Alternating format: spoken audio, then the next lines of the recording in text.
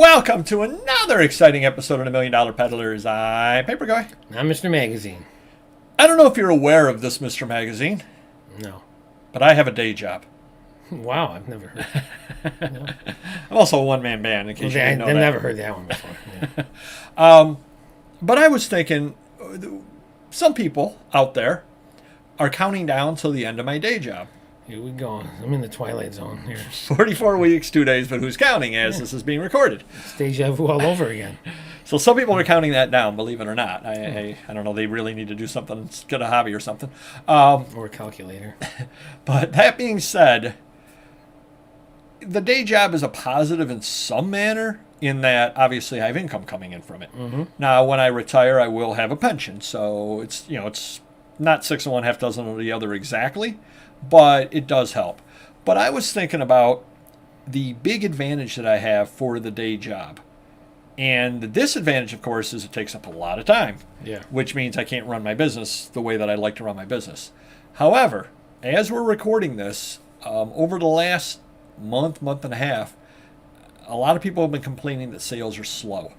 And it's been said all over the place that eBay sales are slow, Amazon sales are slow, and the like.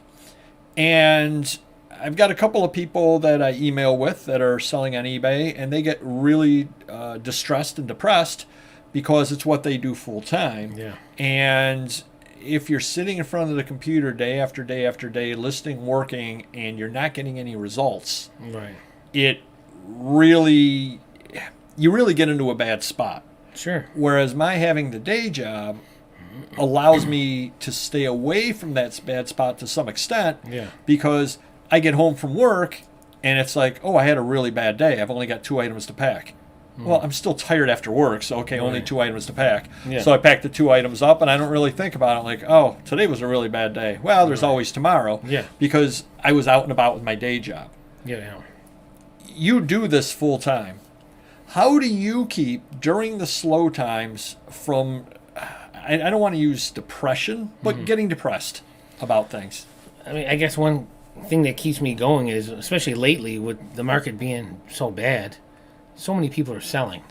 So, and that's what I enjoy about the whole thing, the whole buying aspect, buying collections all over the country, errands driving here and there, so I get that as an enjoyment to keep me going. The problem is, like right now, and I just had a meeting with my manager, said, it sucks that sales are down, but the problem is payroll's at an all-time high. We just hired a couple employees like a month or two ago before it really dipped, and I don't want to fire these people.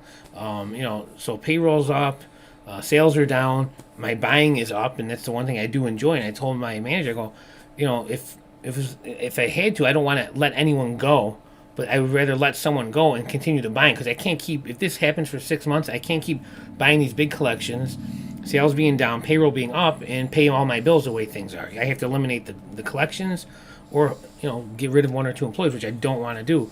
Now, fortunately, the new employees are great. I have to keep them, and we had one other employee that ended up quitting. So, sadly, I'm kind of happy that happened, because it frees up a little breathing room for me. And hopefully these collections, I don't want them to stop, but if they come in, if they're still good collections, I have to find a way to buy them, and I don't want to borrow money if I have to do that. So, like I said, what keeps me going is just these collections that keep coming in, and especially locally in Rochester, I don't think anyone's buying, because I'm getting calls daily on not $50 collections, but $500, $1,000, and multi-$1,000 collections every week. So it is tough, it's stressful, but you got to just keep plugging away through it and get through it. Just knowing that at some point it will turn around, because it always has done so. Exactly. Yeah. That being said, lately, have you had the situation, and I don't know the answer to this, where you've put things up that are good and they don't get any action? Yeah, then it all depends. Well, for an example, I had that Space Mountain chair. I thought that was going to be worth $10,000, and no one bid on it. And I kind of needed some money coming in with these big deals. I'm like, geez, I'd love to sell that. So we lowered it to $5,000. I was going to consign it to Heritage, because I didn't think it was going to sell, and then it sold for $5,000. But that's great, because now I'd rather have $5,000 now, less the eBay fees, than $7,000 4 months from now if it's sold in Heritage for more money. Right? Because now that $5,000, okay, I just had a collection that I got to come up with $5,000, boom, that washes it out, so that helps me. But so certain things, if I don't have a lot of money into it, I don't mind selling it, and maybe it's worth more. I don't know. I got what the market bore at that time or bared at that time, whatever. But yeah, certain things I don't want to. Look, I got those Mantle autographs from JSA for thousands. I don't want to sell them cheap. I'll go down like maybe 20% off my listing because I think it's maybe high end anyways. But other things that are old or cheaper, I don't mind blowing them out. Just moving some product, getting some money in the account, and moving on. So, and one thing you've always done, and it sounds like you're doing a little more of it as well, is trying to jumpstart your sales by doing sales and markdowns and all that sort of thing as well. And I'm doing more countering now, where if a guy is offering 40% of what I'm asking, say I'm asking $45, he's asking $25, I would normally just say forget it, but now I might say, well, let me throw 35, and maybe we can get 30. I'm happy with 30 if we can meet there, and that's helping out a little bit. Even if it's 2 or 3 items a day, it's still $100, $200. Right. So. Yeah, and that is another thing that I've got with the advantage of having the day job is I've not done a sales and markdown in years. It was before the pandemic was the last time that I did that, and ever since then I've not done it. Yeah. So what would that be? 2019, I guess, is my last sales and markdown. So I've got plenty of room to move prices if I absolutely need to, and I think that when I do retire, I think that I would be more worried about that kind of thing as well. Speaking of markdown and sales, can you mark down that? I think my eBay sales end today, and I got to renew them tomorrow. I shall do so. Thank you. But the other thing, well, you totally threw me off my game right over there. Very important. Very important. My sales will really dip if I don't have those sales on. That is true. That is very, very true.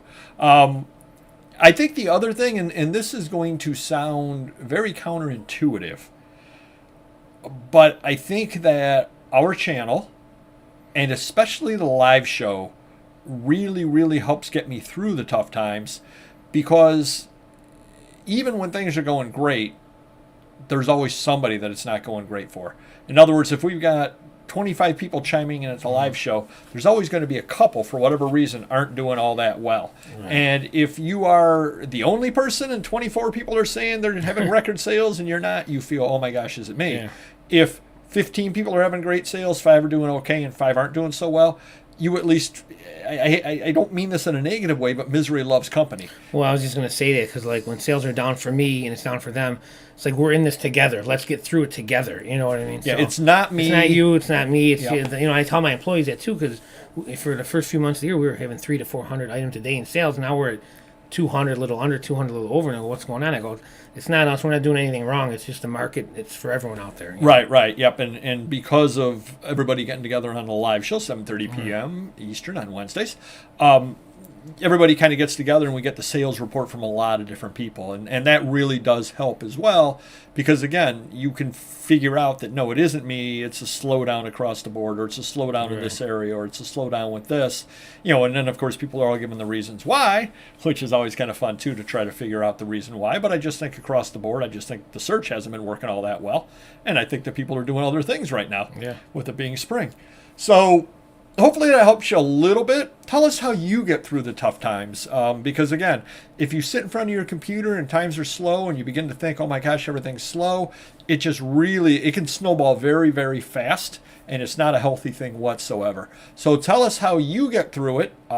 We've told you how we do it, and you can help us get through our tough times by hitting the like button. Of course. And we will see you next video. Take care. Bye-bye.